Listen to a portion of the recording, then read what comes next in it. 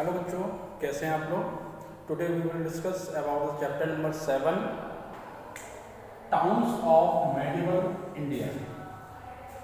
इसमें हम जो डिस्कशन करेंगे वो टॉपिक्स होंगे हमारे towns as administrative centres, second होगा other administrative centres, then centres of pilgrimage, commercial towns, old towns, and growth of urbanization। इसके बाद craftsmanship of India and trade। We will discuss about these topics now। Let's start। Towns were a very important features of medieval India. There were various kind of towns. Some towns were administrative centers, some were centers of commercial activities and craft production, some act as temple town। Ancient समय में जो towns थे इनका अपना बहुत ज़्यादा महत्व था। कुछ टाउन्स जो थे वो कॉमर्शियल टाउन्स बोले जाते थे, वहाँ अधिकतर कॉमर्शियल एक्टिविटीज़ हुआ करती थी। कुछ टाउन्स क्राफ्ट प्रोडक्शन के लिए फेमस थे और कुछ टाउन्स जो थे वो अपने टेम्पल्स के लिए बहुत ज़्यादा फेमस थे। इस प्रकार कह सकते हैं कि मेडिवल टाइम में कई प्रकार के टाउन अवेलेबल थे जहाँ पर अलग अलग तरीके की एक्टिविटीज़ की जाती थी। The capital of the Cholas, Tanjore was a very good example of a administrative centre. Chola राजवंश की राजधानी जो कि तंजौर था, एक बहुत अच्छा एग्जाम्पल हो सकता है टाउन सिटी के रूप में। In the palace there were mandaps और pavilions where the king used to hold court, give orders and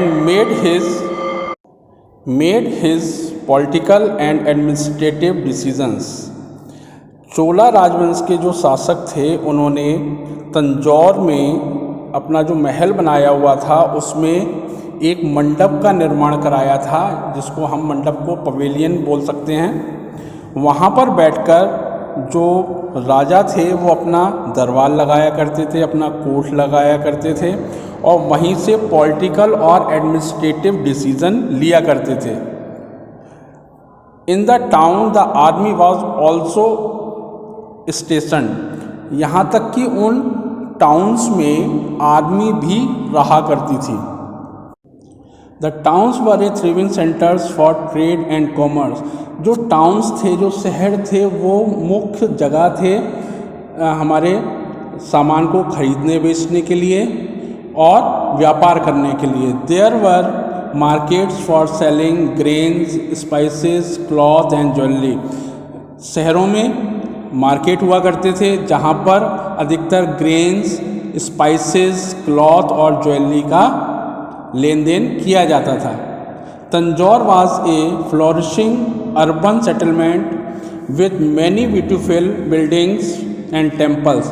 Tanjore जो था वो बहुत अच्छी तरीके से निर्माण किया गया था, बनाया गया था, वहाँ बहुत अच्छा सेटलमेंट था और वहाँ पर बहुत प्यारी प्यारी सुंदर सुंदर बिल्डिंग्स बनी थी, मंदिर बने हुए थे। It was the centre for administration during the Chola period, और जो कि चोला साम्राज्य के समय में एडमिनिस्ट्रेशन सेंटर के रूप में विख्यात था या फेमस था। Now we will discuss about other administrative centres like Delhi, Agra were protected by forts. Delhi और आगरा को किले से सुरक्षित किया गया था, वहाँ फोर्ट बनाया गया था उसकी सुरक्षा के लिए। Towns had mosques, bazaars, educational institutions and sarais for travellers. शहर में अधिकतर मस्जिदें बनी हुआ करती थी, बाजार हुआ करते थे, एजुकेशनल सेंटर्स हुआ करते थे और सराय हुआ करती थी, जिनको हम हिंदी में धर्मशाला बोलते हैं, वो भी वहाँ हुआ करती थी ताकि बाहर से आए हुए जो ट्रैवलर्स हैं वो वहाँ पर बड़े आराम से रह सकें, अपनी रात गुजार सकें। Nobles, officials, scholars, soldiers, physicians, artisans and inter entertainers lived in these cities to meet the need of the rulers। वहाँ पर अधिकतर विद्वान लोग, नोबल्स और ऑफिसर्स, स्कॉलर्स, सोल्जर, सैनिक और फिजिशियंस मीन्स डॉक्टर्स, आर्टिस्ट और ऐसे लोग रहा करते थे जो कि वहाँ के जो राजा थे या किंग थे, रूलर्स थे, उनका मनोरंजन किया करते थे। ऐसे लोग भी वहाँ रहा करते थे और वो लोग भी रहा करते थे जिनकी ज़रूरत एक शहर में नॉर्मली पड़ती है, वो सभी लोग वहाँ पर हुआ करते थे। Next, towns as centres of pilgrimage.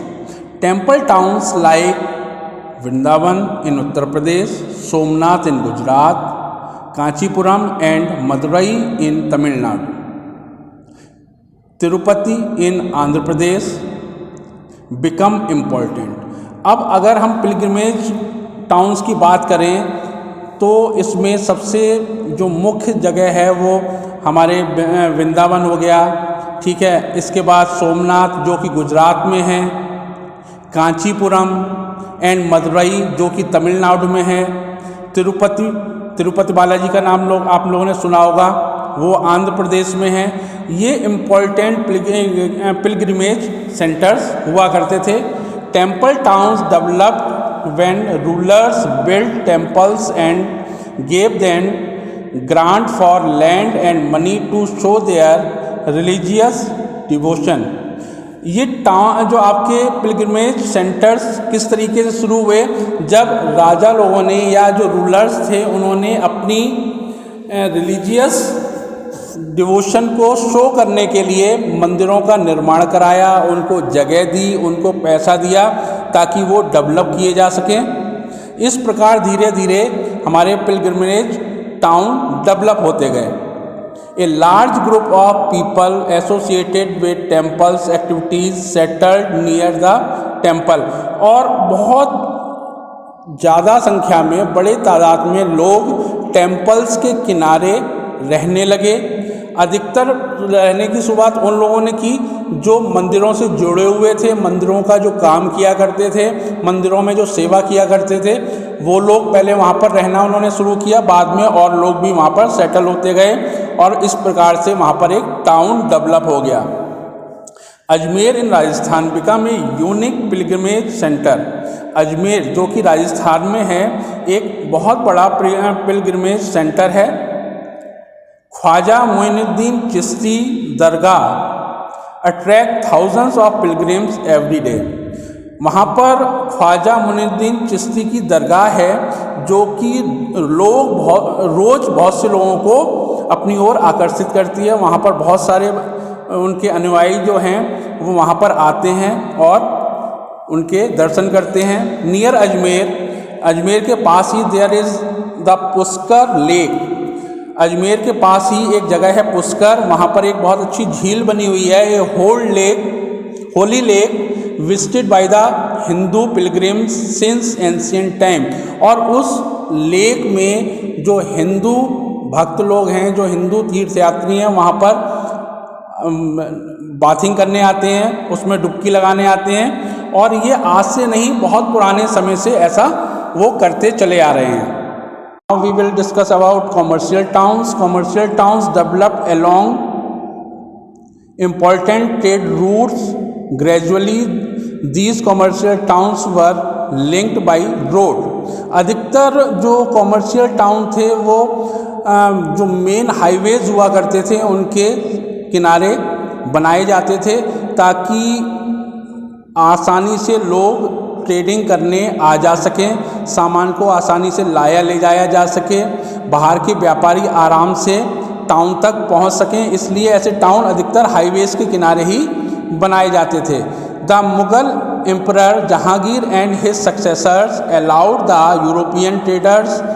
जो मुगल एम्परर जहांगीर था और उसके बाद जो उसके सक्सेसर्स थे, उन्होंने यूरोपियंस को भारत में व्यापार करने के लिए परमिशन दी थी।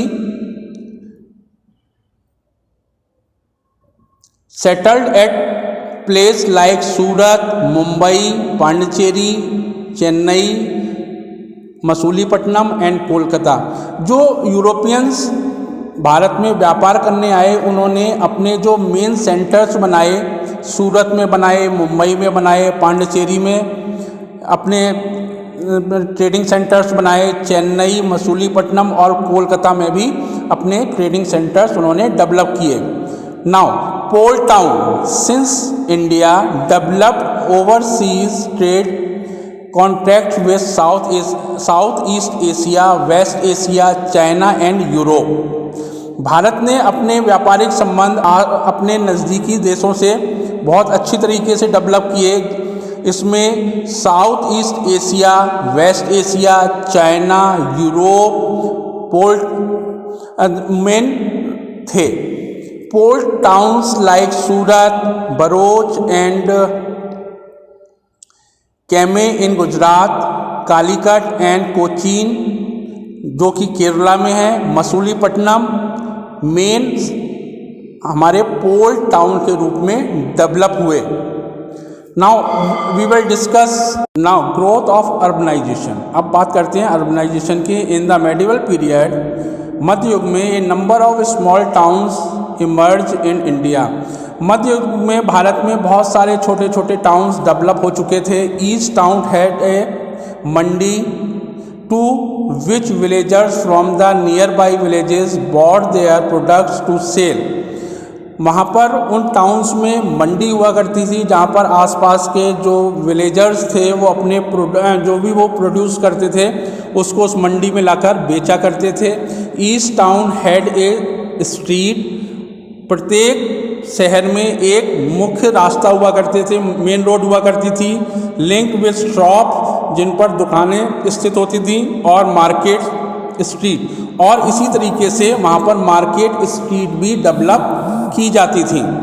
Every town had a number of artisans such as blacksmith, stone mason, potters etcetera. और अधिकतर जो टाउन्स होते थे उसमें ब्लैक स्मिथ मीन्स लोहार, स्टोन मेसर्स मीन्स पत्थर का काम करने वाले, पॉटर्स मीन्स जो मिट्टी के बर्तन बनाते हैं, मूर्तियाँ बनाते हैं, वो लोग वहाँ पर ख़ास तौर से मिला करते थे, वहाँ पर रहा करते थे।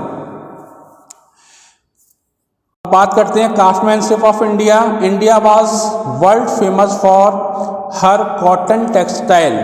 भारत अपने प्राचीन समय से ही कॉटन टेक्सटाइल के लिए विश्व में फेमस है। And 150 type of cotton clothes were produce, और लगभग 150 तरीके के जो कपड़े थे वो भारत बनाया करता था। Silk production also developed and Bengal became an important centre of silk production. Bharat में सिल्क के कपड़े भी बहुत सुंदर बनाए जाते थे, सिल्क का काम भी बहुत बारीक काम किया जाता था, और इसके लिए बंगाल बहुत ज़्यादा फेमस था। Indians were also expert in manufacturing dyes. जो इंडियंस थे वो डाई बनाने में भी बहुत ज़्यादा एक्सपर्ट थे और डाई बनाया करते थे। Indigo, one of the most popular dye, was produce in many part of the country. Indigo, जिसको हम हिंदी में नील कहते हैं, ये भी भारत में बहुत जगह इसका उत्पादन किया जाता था, और इसका प्रचुर मात्रा में प्रयोग डाई के लिए किया जाता था। India produce 3 form of sugar. Bharat 3 तरीके की शुगर बनाया करता था, जैगरी और गुड़, जिसको जैगरी या गुड़ कहते थे। पाउडर शुगर दूसरा होता था, powder sugar, and sugar in the form of large crystals called मिश्री। और जो तीसरी फॉर्म हुआ करती थी वो मिश्री के रूप में हुआ करती थी। बड़े बड़े क्रिस्टल बनाए जाते थे जो कि मिश्री कही जाती थी। India also excelled in stone cutting. Bharat stone की मूर्तियाँ बनाने में या कंस्ट्रक्शन में उसका अच्छी तरीके से यूज़ करने में माहिर था। Produce high quality gun powder, बहुत अच्छी तरीके का गन पाउडर बनाया जाता था। मेकिंग ऑर्नामेंट, बहुत अच्छे तरीके के ऑर्नामेंट बनाए जाते थे यहाँ पर। Dhaka, Patna, Varanasi, Kanchipuram were important centre of textile production.